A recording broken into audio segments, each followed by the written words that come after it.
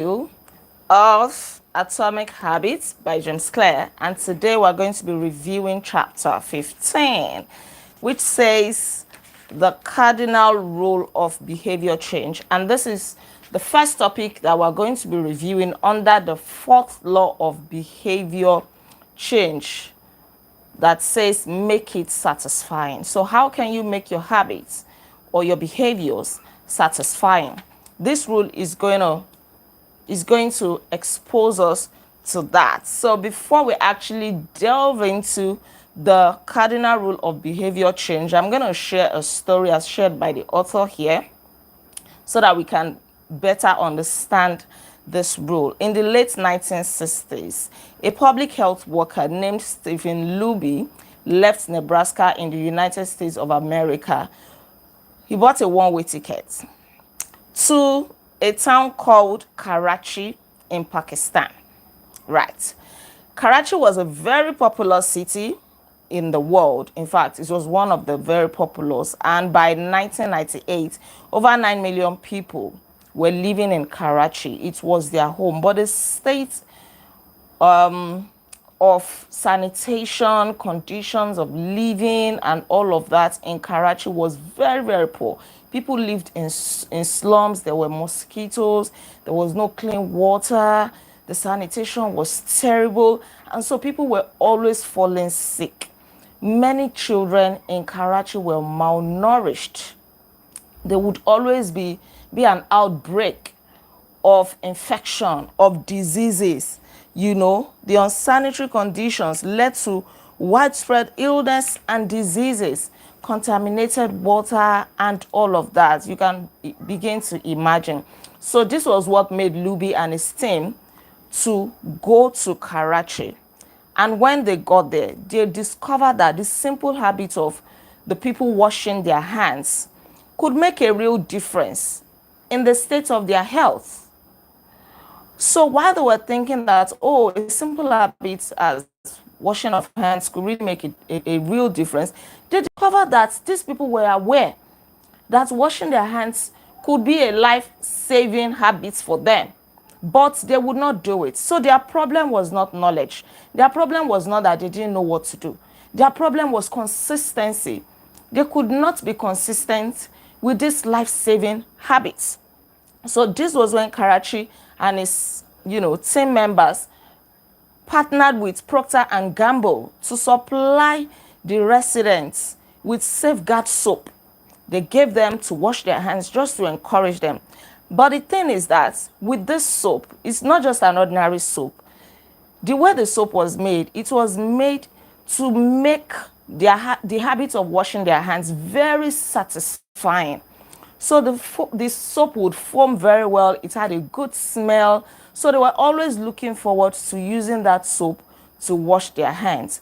And because of that, because of the soap, they found the habit of washing their hands easy, attractive, and satisfying, which are some of the laws of behavior change that we have looked at previously. Make it easy, make it attractive, make it obvious, and now we're looking at make it satisfying. So they enjoyed washing their hand. It is a lot easier for people to adopt a product that provides a strong positive sensory signal. When you enjoy doing something, the tendency is that you will want to do it over and over again. If you make a hard habit easy and enjoyable, what happens? You want to keep doing it over and over again. I like some of the examples here. But before I go into those examples, long after Karachi and his team, sorry, did I say Karachi? Long after Luby, I hope I've not been mixing Karachi and Luby. Long after Luby and his team left Karachi, like 6 years later, they discovered that the residents of Karachi were still washing their hands. They carried on with the habits just because they were introduced to a Safeguard soap that foamed very well, that had a good smell, that, made the habit of washing their hands very pleasurable. Right. We are more likely to repeat a behavior when the experience is satisfying. Most times we are not consistent with good habits because we are just forcing ourselves to do them. They don't come easy to us. They are not enjoyable. They are not satisfying. Even though you know the habits are good, the habits are going to bring you great rewards now and in the future. But it looks so much, it feels so much like a big hurdle. And then you don't want to do it, even though you know that it is beneficial to your life. Look at chewing gum, for example. The history of chewing gum. Chewing gum had been sold commercially throughout the 1800s. I didn't even know this. But a man called Wriggler launched it or relaunched it in 1891. And what did he do? He had flavor to it. He had spearmint to it. He made the taste of chewing gum to be minty, to be refreshing in the mouth. Because before this time, before this 1891, chewing gum was just made of bland resins. No peppermint taste, no that refreshing feeling in your mouth, no sugar, nothing. But this man relaunched it. He revolutionized it to make it flavory. And so people enjoyed. You can chew gum for as long as you want. You just keep chewing and you'll be enjoying it, right? Because of the taste, the feeling that it has in your mouth. The same thing with toothpaste. Toothpaste has not always been like this. Somebody came and added flavor to it. It is not the flavor that is really working, that is really cleaning your teeth. But you like the feel of the flavor. You like the fresh breath. You like the smell of it, right? And so you look forward to brushing your teeth. Imagine using charcoal to brush your teeth. There are so many people who have come up with different products that, oh, if you use this charcoal, your teeth will be white. The other time, my mom gave me one. It wasn't charcoal. It was white, more like powder. But I didn't have this feel of flavor or, you know, fresh breath and anything. I didn't even use it more than once. I stopped using it. Naturally, I didn't want to repeat that behavior because it wasn't satisfying. Even though she claimed that, oh, it's going to make your teeth whiter, use it for the children, everybody can use it, it's very, very good. I went back gingerly to my close-up. Right, that is the way it is. Conversely, if an experience is not satisfying, we have little reason to repeat it. If it is satisfying, you always want to repeat it. This is the cardinal change.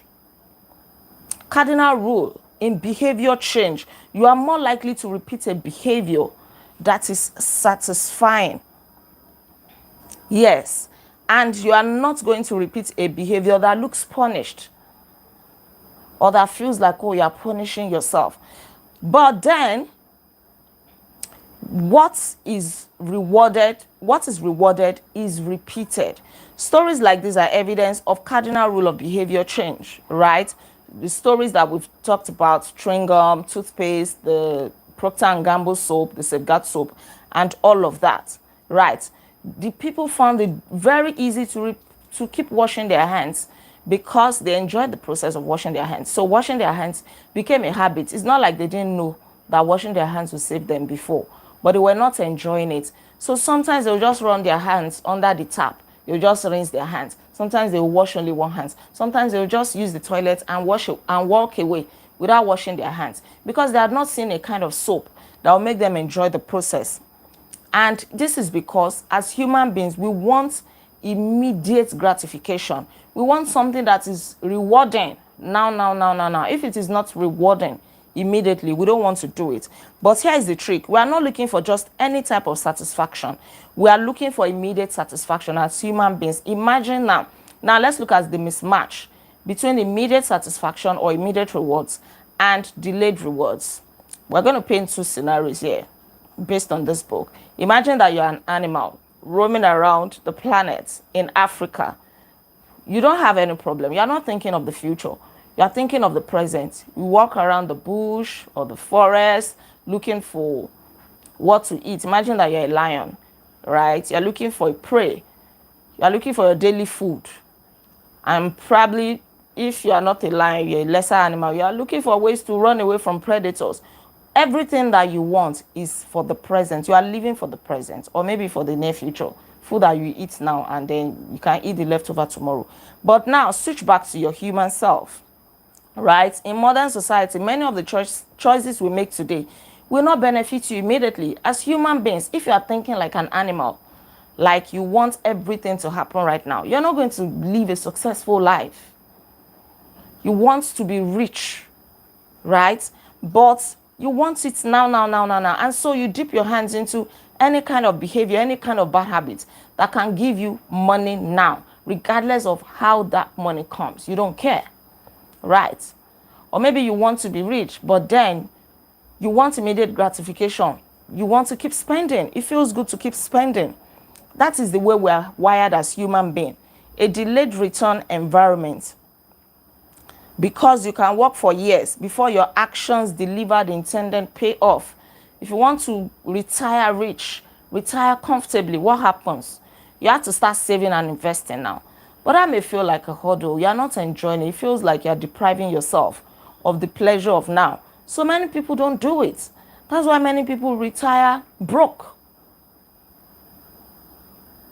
They retire poor. They retire miserably, right? Or you want to keep fit, but you want the immediate gratification. You still want to keep fit, and at the same time, you want to stick to your ice cream. You want to stick to junk food. It doesn't work that way. It is only recently, during the last 500 years or so, that society has shifted to a predominantly delayed return environment, delayed gratification environment. Because even in the time of our ancestors, delayed gratification was not so much of a thing for them. They had very little to worry about. They would just get into the forest, kill animals, roast it there and then, roast yam, roast any food, mix some leaves together and eat.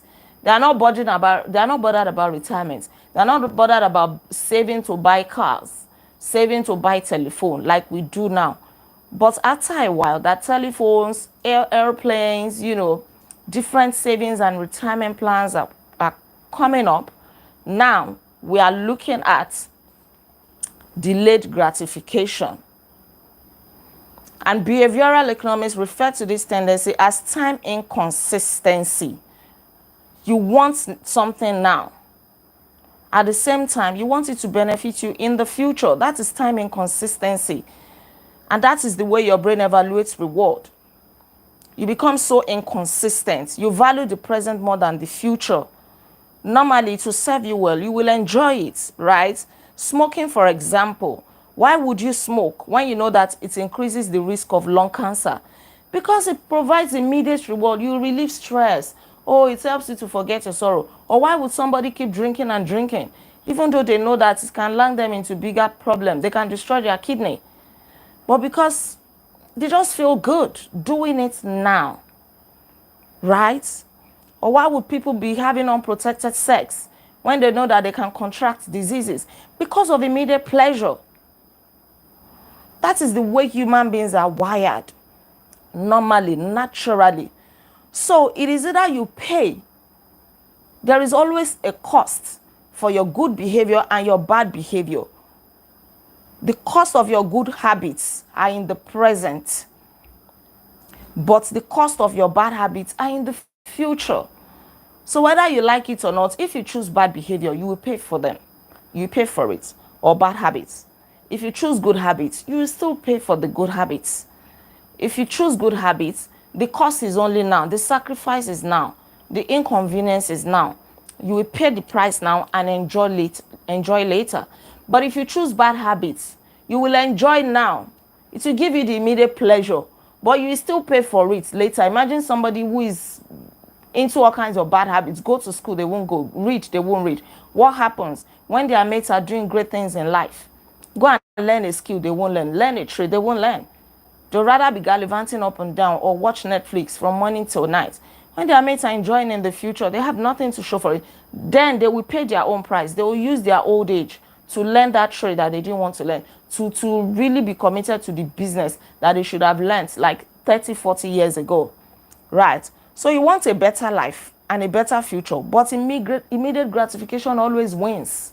It's not like you don't know what to do, but you just cannot discipline yourself to do it. So it's not about knowledge. It's about consistency. The cardinal rule of behavior change says that what is immediately rewarded is repeated. What is immediately punished is avoided. So how do you make your habits rewarding or satisfying so that you can always repeat it. Now you need to find a way around it. Your good habit does not have to come at so much inconvenience. It doesn't have to be boring, right? We've talked about habit stacking, but here we are going to use a trick called reinforcement. Reinforcement ties your habits to an immediate reward, and it makes it satisfying when you finish. So you know that that good habit is very beneficial to you now and also in the future, but you don't find it easy to do. Now you have to tie it to a kind of immediate gratification, right? Something that you enjoy. You have to find a way to make it satisfying. And this is a very good example. If you're always tempted to buy on impulse, you spend money frivolously, yeah, right? So you cannot stop it on your own. You find it so difficult because it feels like, I can't really buy what I want. I'm depriving myself. This is too boring, So it feels like you're avoiding temptation every now and then. It takes a lot of effort from you. Now, this is how you can use reinforcement. This is how you can make this habit of spending your money wisely to become satisfying. Open a savings account. Anytime you see a pair of shoes that you're supposed to buy, even though not that you're supposed to buy, that you want to buy, you feel like buying, even though you don't really need it. If you overcome the temptation of not buying it, put that money, the money for the shoes, into your savings account. Put it into your savings account, right? Or anytime you're supposed to eat out, not supposed to, that's not the right word. Anytime you feel like eating out, when you're not supposed to eat out, once you're able to cross that hurdle and you tell yourself, no, let me go and cook a healthy meal at home, the money you're supposed to use to eat out, put it in your savings account. That way, you're also happy that, you're saving towards something. Anytime you check your savings account balance, you're so happy. I've saved $20. I've saved $10. I've saved 10,000 naira. Wow. It makes you happy in a way, right? And that way, you look forward to it. And eventually, this habit becomes satisfying. It becomes satisfying for you not to spend your money anyhow. Anytime you feel like drinking alcohol, put that money into the savings account, right? And at the end of, probably after 1 year, spend the money, take yourself out, go on a vacation, or buy yourself a favorite dress, right? That will feel like the reward for sticking to your good habits. So use reinforcement, use habit stacking that we've also learned before. You really, really want to be reading, but it doesn't come naturally to you. Make it enjoyable while you are reading. Be eating popcorn or be sipping your favorite drink, right? With your pen in your hand or your highlighter. Take a bite of cookies every now and again. Enjoy it. Just find a way to enjoy what you do, right? So you've seen now that knowledge is not actually the problem. It's not like you don't know what to do. It's not like you don't know that saving is going to give you a better future. It's not that you don't know that eating healthy is going to save you from unnecessary illnesses and diseases. But you just cannot find yourself to be consistent because you feel that that good habit is too hard to do. Make it satisfying. Make it enjoyable, right? If you want to pray, some people would probably play a worship song that will get them into the mood of prayer. If they are always alone and prayer seems like something so hard, they just get into the mood and before they know it, they're flowing. Things like that. All right, that is the law of behavior change. In summary, a habit needs to be enjoyable for it to last. So use reinforcement. If it is not enjoyable, if it is not satisfying, you will soon drop it off. You will soon get tired and then you go back to your old ways. Right. Now, very quickly, let's look at the summary of this chapter. The fourth law of behavior change is make it satisfying. Number 2, we are more likely to repeat a behavior when the experience is satisfying. Number 3, the human brain evolved to prioritize immediate rewards over delayed rewards. So find a way to still make your brain feel like you are having immediate reward, even though you are actually having delayed rewards, right? Number 4, the cardinal rule of behavior change says what is immediately rewarded is repeated. What is immediately punished is avoided. Number 5, to get a habit to stick, You need to feel immediately successful, even if it is in a small way. And lastly, the first three laws of behavior change says make it obvious, make it attractive, make it easy. Increase the odds that a behavior will be performed this time. The fourth law of behavior change, make it satisfying, increases the odds that a behavior will be repeated next time. So if you want to always repeat a good behavior, make it satisfying. Find a way to do it in an enjoyable manner. Thank you so much. We've come to the end of the review of chapter 15. Please don't forget to like this video, share your comments with me in the comment section below, and please subscribe to this channel in case you're yet to subscribe. I remain Olaide Agbaje, also known as First Lady, and on this channel, I inspire you to live intentionally. I'll come away again tomorrow as we review chapter 16, which says how to stick with good habits every day. It's going to be another interesting review. Until then, be intentional. Bye.